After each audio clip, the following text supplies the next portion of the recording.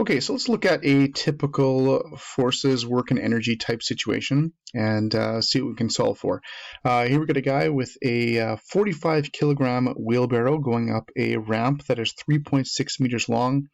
He's going to just start at rest at the bottom, and he reaches 1.2 meters per second at the top, and we've got him listed as having done 550 joules in order to go from the bottom to the top of the ramp. And what we're going to do is we're going to see if we can find out what the angle of the ramp is. Now you could probably use basic dynamics with your your forces, your FGX, and your speeds, accelerations, all that kind of stuff. But we're going to try and use work and energy in order to solve this. So let's go back to our basic expressions. First of all, we've got our work expression, and basically if you apply a force over a distance, you've done work. And they have to be parallel, and that's why you often see a cos theta at the end, because only the parallel force to the actual distance or displacement actually counts. We've also got gravitational potential energy, which is mgh, which is basically how much work you've done going against gravity. So it's actually the force of gravity times a vertical distance. So it's just a modification of this expression. And of course, we've also got the kinetic energy, the 1/2 mv squared, that is derived out of the kinematics expression. And we've done that derivation in class, but it's derived out of there. Okay, so we'll just see if we can use these expressions to figure out how things sort of can work together. Okay, so let's just start by finding energies and piecing things together, and we'll see what we can do. So first of all, if we just sort of look at what he actually did, of course he did work, which would be force times distance. And we can't find the force, we can't find the distance. Okay, so we're going to look at a really classic work and energy type scenario with a guy pushing a wheelbarrow up a ramp. It's a 45 kilogram wheelbarrow, 3.6 meter long ramp, starts at rest at the bottom, reaches 1.2 meters per second at the top, and he does 550 joules. So we're going to see if we can find a couple things. We're going to see if we can find out how much force he's actually using, and we'll get to be his applied force, and we're going to see if we can find the angle of the ramp. Now, if we just go back to our basic work and energy type expressions, we had work is equal to FD cos theta. So as long as you apply a force and it moves a distance or displacement, you have done work. And they have to be parallel to each other, and that's where the cos theta can kick in. That's just the angle between the applied force and the displacement. In this case, they would be nice and parallel to each other anyway. We've also got our gravitational potential energy is equal to mgh, which is just a modification of this one. That's just applying a force equal to the force of gravity over a vertical distance. So it's just this guy modified, and that's how much potential energy the wheelbarrow would have. It has 0 at the bottom, but it would have potential energy at the top, because basically if you can fall, you've got potential energy.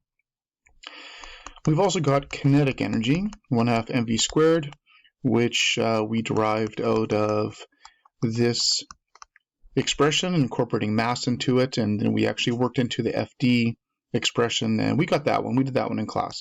But as long as you're moving, you've got kinetic energy. So there's our basic expression. So let's see if we can apply some of this stuff to the situation. Now, to find the applied force, it's not actually that difficult. We know how much work he did. He did 550 joules of work, and we know how far he went. So it's actually a pretty straightforward calculation for that one. So the applied force would just be the work that he did divided by the distance it traveled. So that would just be the 550, and divide that by the 3.6 meters that actually traveled. And he did, we'll round off here, he did about 153 newtons of force. So that's how much force he's actually applying to the wheelbarrow.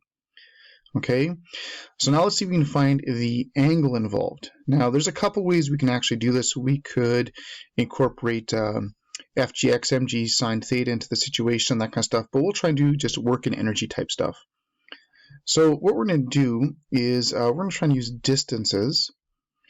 We have the speed at the top here, so I can actually find the kinetic energy at the top.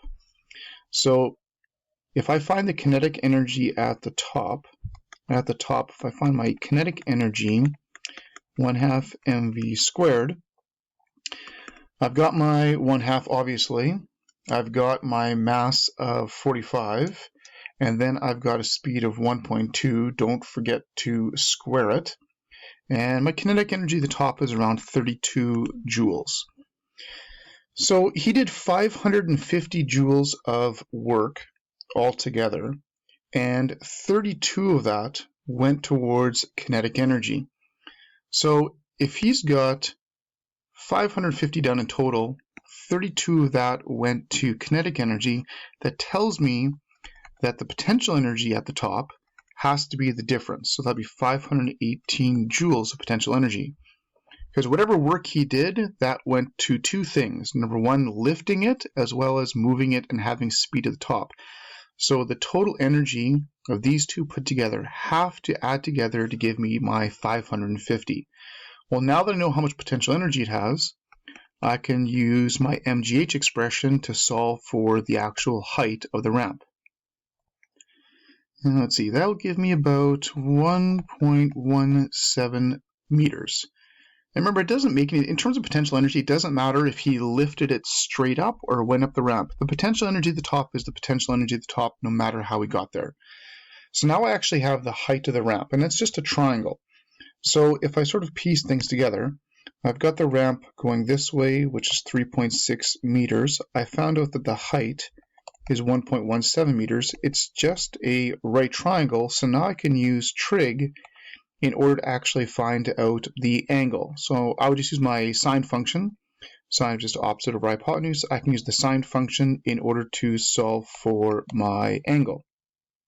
And that would give me an approximate angle of around 19 degrees. So there you go. The angle is 19, the force applied is 153. Now this is one way to do it. There's a few ways it could actually be done, but this is just doing the solution, practicing using our work and energy equations and situations. Okay, so I just shrunk down all the work that we did and sort of moved it over here a little bit because we're going to adjust the situation a little bit and see what else we can do. So what if we change the situation? Maybe we incorporated some friction and stuff like that, maybe some friction in the wheel or something like that. There's no sliding friction, but what if we incorporated some friction? So maybe he's just only going 1 meter per second at the top, and we wanted to find out what is the force of friction. Okay, well, this is not exactly the hardest thing to do. Again, we could crack out some old kinematics and dynamics to figure it out, but we can also use some of the energy type stuff.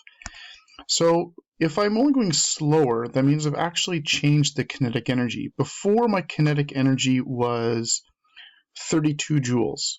So I had 32 joules of kinetic energy. Now my kinetic energy is going to be less because I am going slower. So if I do the same type of calculation, new kinetic energy, 1/2 mv squared, I can calculate that my kinetic energy at the top from a slower speed is going to be about 22.5 joules. Okay, so he's still done 550 joules of work. He still has, or the wheelbarrow still has, 518 joules of potential energy. The only thing is some of the kinetic energy that I had before, some of that 32 has now been lost to friction.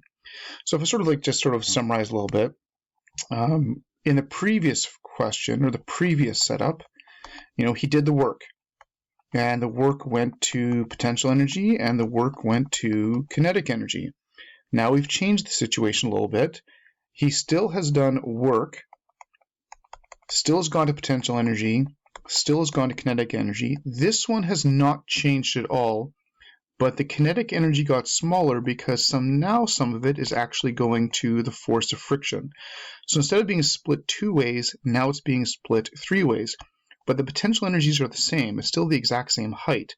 We've just made that kinetic energy a little bit smaller, and some of that energy went to friction. So before, I had 32 joules of kinetic energy. Now I've only got 22.5 joules of kinetic energy. So we've lost, just subtract the 2, we've lost 9.5 joules to the force of friction, and this would be the work that friction has done. So it's not very much.